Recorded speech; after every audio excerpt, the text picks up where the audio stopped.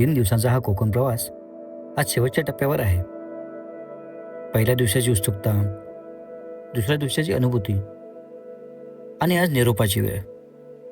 आज अजून काही रस्ते पार करायचे आहेत. अजून काही दृश्य मनात साठवायची आहेत. हा आहे दापोली बायकरेडचा तिसरा आणि शेवटचा दिवस. आज दिवस थोडा उशिरा सुरू झाला, पण आज घाई नव्हती. निवांत चहा नाश्ता करून मी जिथे राहत होतो त्या ठिकाणाला थोडं जवळून पाहावं म्हणून हॉटेलच्या परिसरात बाहेर पडलो. कोकणातलं सकाळचं वातावरण, हलक्या वाऱ्यासोबत येणारी समुद्राची चाहूल आणि शांततेत हरवलेले हे ठिकाण, हे आहे हॉटेल आमंत्रण आणि जोरबा बीच रिसॉर्ट. दापोलीमध्ये शांत आणि निसर्गाच्या जवळ असलेलं हे हॉटेल. साधं पण आरामदायी स्टे एक्सपिरियन्स देणारं. रूम स्वच्छ, हवादार आणि बेसिक सुविधांनी सुसज्ज होती. अरे वा, मस्त वाटते इथं रूम.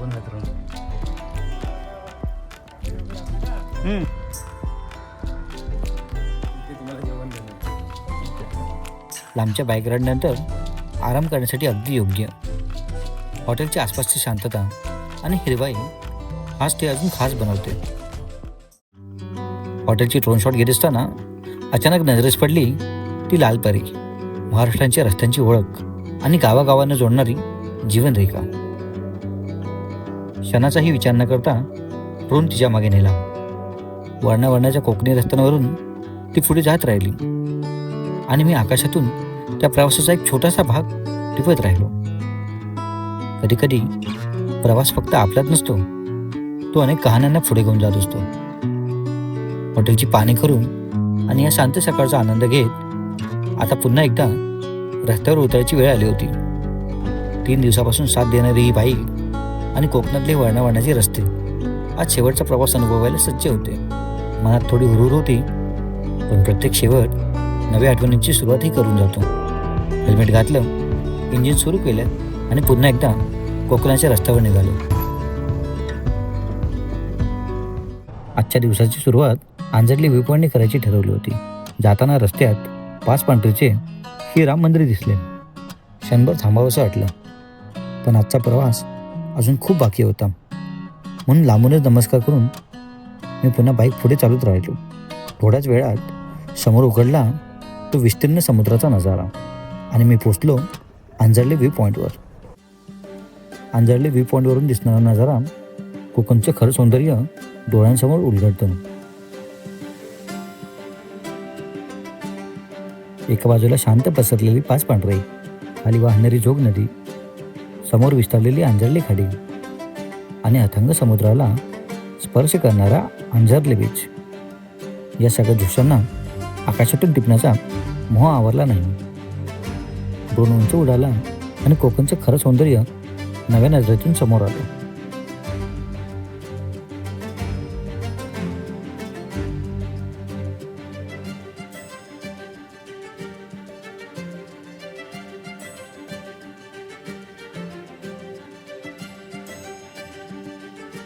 क्षणभर सगळं थांबल्यासारखं वाटलं.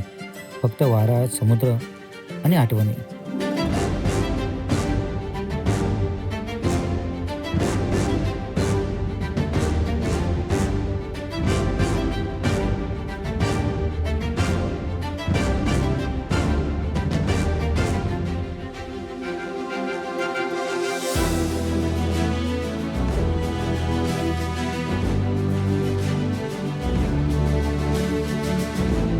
आंजर्ली व्ह्यू पॉईंटवरून कोकणाचं अप्रतिम रूप मनात साठवून आता पुढचा प्रवास होता तो श्रद्धेच्या दिशेने.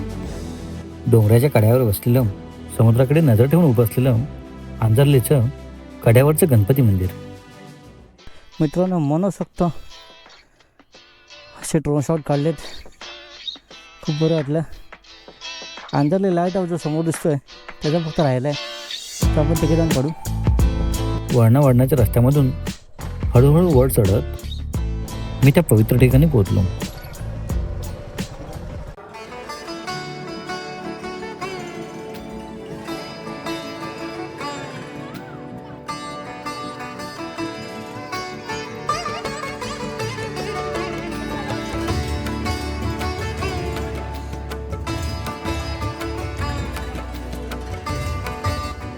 आजूबाजूला शांतता, समोर निसर्गाचं सौंदर्य आणि मनात एक वेगळीच प्रसन्नता. कड्यावरच्या गणपतीचं शांत आणि प्रसन्न दर्शन घेतलं आणि मन अगदी समाधानाने भरून गेले. डोंगराच्या उंचीवरून दिसणारा समुद्र, हलक्या वाऱ्याची साथ आणि मंदिराच्या परिसरात पसरलेली शांतता त्या क्षणाला अजून खास बनवण्यासाठी पुन्हा एकदा ड्रोन आकाशात झेपवला.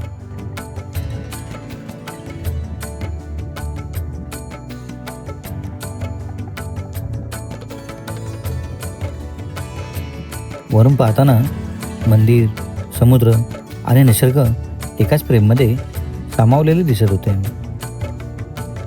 जणू काही गणपती बाप्पाच या सगळ्या सौंदर्यावर नजरेतून आशीर्वाद देत उभे आहेत.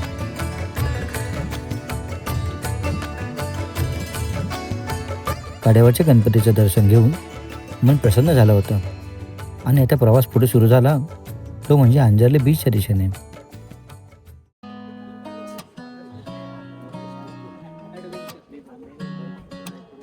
बोल आता.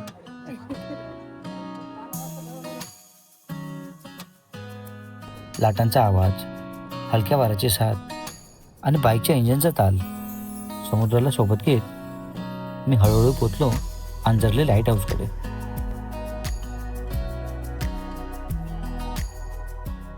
समुद्रावर नजर ठेवून उभे असलेलं हे अंजर्ले लाईट हाऊस जणू या प्रवासाचं पुढचं अध्याय सांगायला तयार होतं. समुद्राच्या काठावर वाऱ्याशी संवाद साधत उभं असलेलं एक शांत अस्तित्व म्हणजेच अंजर्लेचं लाईट हाऊस. किती वादळं पाहिली असतील, किती प्रवाशांना दिशा दिली असेल. लाटांच्या आवाजात त्याची स्वतःची एक कहाणी दडलेली आहे. दूरवर नजर टाकली की क्षितिज आणि आकाश एकरूप झाल्यासारखं वाटतं आणि त्यामध्ये आपला प्रवासही कुठेतरी हरवून जातो. अंजर्ले लाईट हाऊस फक्त जहाजांना मार्ग दाखवत नाही, तर प्रवाशालाही स्वतःकडे परत येण्याची दिशा दाखवतं.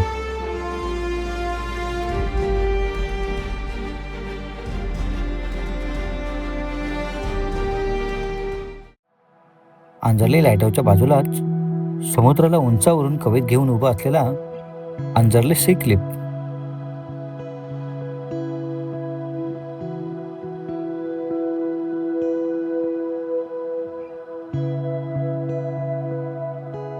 मित्रांनो, अंजर्ले लाईट हाऊसच्या इकडे आहे आणि एक सुंदर असा व्ह्यू पॉईंट भेटला आहे. पाठीमागे तुम्ही बघू शकता आणि आता तुम्ही या ड्रोननी बघा. खाली आदळणाऱ्या लाटा, वर वाहणारा खारट वारा आणि समोर अथांग निळा विस्तार. त्या कड्यावर उभं राहिलं की क्षणभर वेळ थांबल्यासारखी वाटते. समुद्राच्या प्रत्येक आवाजात एक वेगळी शांतता होती आणि त्या शांततेत मन पुन्हा एकदा हरवून गेलं होतं. अंजर्ले सी क्लिफचा नजारा मनात साठवून मी पुढे निघालो केळशीच्या दिशेने. कोकणाचे वर्णावर्णाचे रस्ते आणि सोबत समुद्राची चाहूल. आज एक नवीन प्रयोग करायचं ठरवलं. ड्रोनने स्वतःचे बाईक फॉलो शॉट याआधी कधीच केले नव्हते, पण हा प्रवास म्हणजे नव्या गोष्टींचा अनुभव. ड्रोन आकाशात आणि खाली मी, माझी बाईक आणि कोकणच्या रस्त्यावर चाललेला हा प्रवास. त्या क्षणी जाणवलं की प्रवास फक्त ठिकाणांचा नसतो, तर स्वतःला नव्याने शोधण्याचाही असतो. Life is a winding road, no telling where it goes. Driving through days and nights, won't stop for traffic lights. And I really wanna know. पुढे तसाच केळशीच्या ब्रिजवरती पोहोचलो आणि पुन्हा एकदा ड्रोन आकाशात झेपवला. केसांना जरा इग्नोर करा, पण जे दाखवतोय ते खूप सॉलिड आहे. मी आहे आता आडे केळशी ब्रिजवरती आणि पाठीमागे बघा काय मस्त नजारा आहे. वा वा वा. आता या सगळ्याचे पुन्हा ड्रोन शॉट घेतल्याशिवाय मला राहणार नाही. समोर नदी, समुद्र आणि कोकणाचं शांत सौंदर्य प्रेम टिपण्यात मी पूर्णपणे हरवून गेलो होतो. तेवढ्यात एक व्यक्ती अचानक माझ्या बाजूला आला आणि काही अनपेक्षित प्रश्न विचारायला लागला. तुझ्याकडे गांजा आहे का? क्षणभर वातावरण थोडं तंग झालं. मलाही राग आला आणि थोडी बाचाबाची झाली. पण काही वेळाने गैरसमज दूर झाला. त्यालाही कळलं की मी फक्त प्रवास अनुभवायला आलोय. आणि गंमत म्हणजे ज्याच्यासोबत काही क्षणापूर्वी वाचायला होता तोच पुढे ड्रोन शॉट घेण्यात मदत करू लागला. कधी कधी प्रवासात अशा अनपेक्षित भेटी होतात ज्या शेवटी एक वेगळीच कथा बनून राहतात. त्याने मला अजून काही हिडन जागा दाखवायचेही आश्वासन दिलं आणि प्रवास पुन्हा एका नव्या वळणावर पोचला.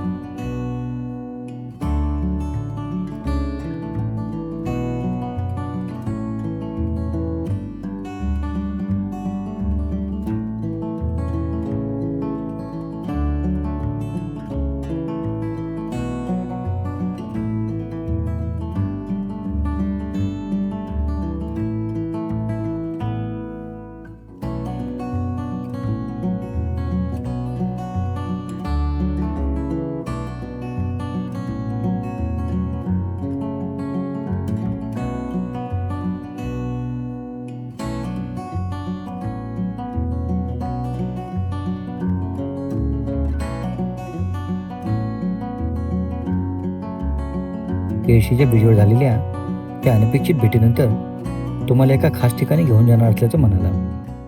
तर मित्रांनो, एक मित्र भेटलाय. मित्र असे रस्त्यात एक व्यक्ती भेटले.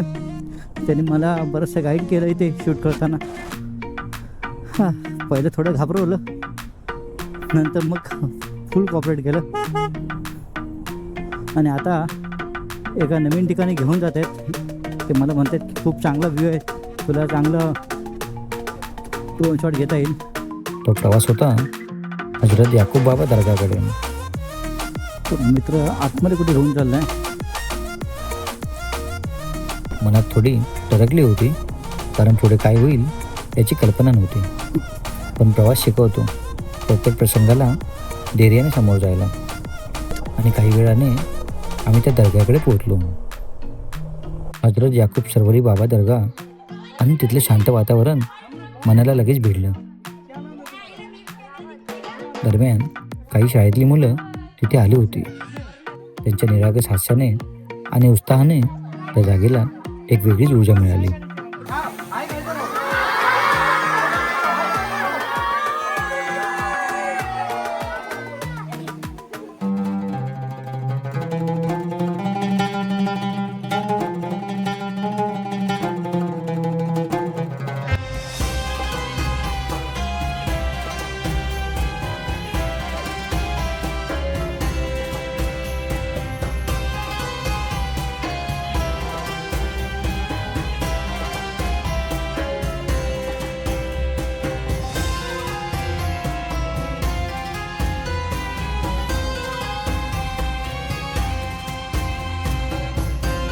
प्रवासात अशा छोट्या भेटी मनात कायमच्या साठून राहतात. अनपेक्षित भेटी, नवे चेहरे आणि प्रत्येक क्षण शिकवण देणारा. त्या क्षणी जाणवलं प्रवास फक्त ठिकाणाचा नसतो, तर माणसांना भेटण्याचाही असतो.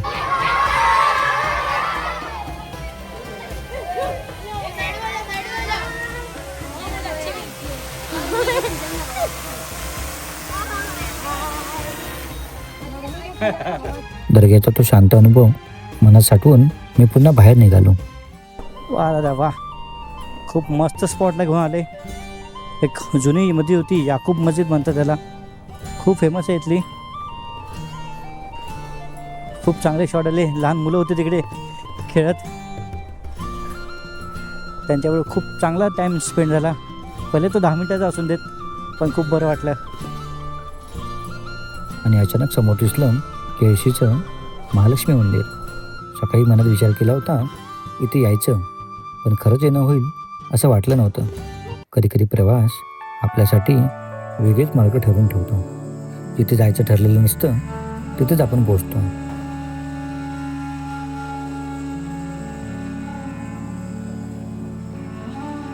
महालक्ष्मी मंदिराच्या शांत सानिध्यात क्षणभर थांबलो आणि मन पुन्हा एकदा प्रसन्न झाले.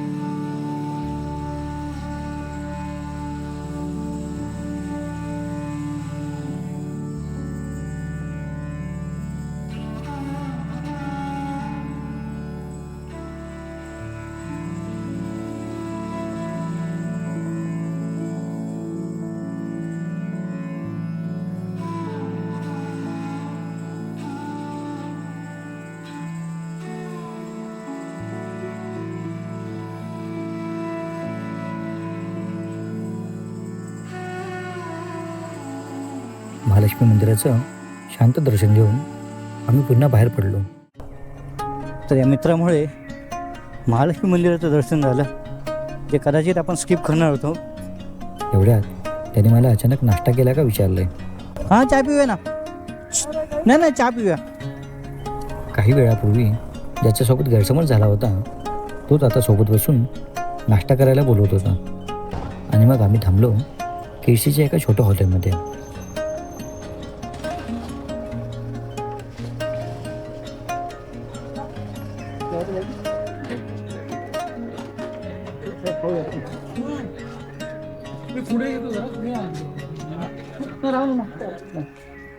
साधा गरमागरम नाश्ता सोबत गप्पा आणि प्रवासात अनपेक्षितपणे भेटलेली माणसं. कधी कधी प्रवासात रस्त्यांपेक्षा माणसं जास्त आठवणीत राहतात. ओके हवेला गेलो तुम्ही जॅकेट वगैरे पोशील तोपर्यंत जॅकेट घालायची गरज नाही. नाही हवेला घालतो कंपल्सरी. उगाच आपल्याला आपल्या पाठीमागे पोरं गेलो. चल चल मला मेसेज करून तुझ्या वाट बघतो मग आले चौकात जा रे. अखेर दिवसाची सांगता करत मी पुन्हा निघालो मुंबईच्या दिशेने. हा, तर मित्रांनो, हे होते धनेश. खूप छान त्याने फिरवलं मला आतमध्ये. आता आम्ही चहा वगैरे प्यायला थांबलेलो. जसं मग अशी बोललो, सुरुवातीला जरा घाबरवलं होतं पण नंतर खूप मस्त माझा पाहुणचार केला. आणि हे असतं आपल्या रायडिंगमध्ये की आपल्याला प्रत्येक रस्त्याला एक अनोळखी माणूस भेटतो आणि तो नंतर इतका चांगला ओळखीचा होतो. राईड तुम्हाला खूप शिकवते, म्हणून राईड केली पाहिजे. बघा ना, हे गावं हे सगळं मला अगोदर नाही बघायला भेटलं असतं तर मी ह्यांच्याबरोबर आतमध्ये नाही आलो असतो. तर कोकण मागे राहत होतं, पण आठवणी मात्र मनात खोलवर साठवत होत्या. रस्ते बदलत गेले. मंडणगड, माणगाव, इंदापूर, वडखळ आणि हळूहळू प्रवास पुन्हा शहराच्या धावपळीत मिसळू लागला. 3 दिवसाचा हा प्रवास संपला होता, पण मनात एक वेगळी शांतता घेऊन. कारण काही प्रवास असे असतात जे संपत नाहीत, ते फक्त आठवणीत कायमचे जिवंत राहतात. आणि अशाच आठवणीसोबत माझा प्रवास मुंबईला येऊन पूर्ण झाला. प्रवास संपला, पण कोकण अजूनही मनात चालू आहे. रस्ते मागे राहिले, पण त्या रस्त्याने दिलेल्या आठवणी आयुष्यभर सोबत राहणार आहेत. 3 दिवसांचा हा प्रवास फक्त ठिकाणांचा नव्हता, तो स्वतःला पुन्हा भेटण्याचा होता. काही क्षण, काही माणसं आणि काही शांत दृश्य मनात कायमचे घर करून गेली. This is not ending, it's just a beginning. जर हा प्रवास तुम्हाला आवडला असेल तर व्हिडिओला लाईक करा, चॅनलला सबस्क्राईब करा आणि बेल आयकॉन नक्की प्रेस करा. पुढच्या प्रवासात तुमचीही साथ हवी आहे. तुम्हाला कोणत्या ठिकाणी जायचं आहे ते कमेंटमध्ये नक्की सांगा. तोपर्यंत राईड सेफ, स्टे क्युरियस आणि भेटूया पुढच्या प्रवासात.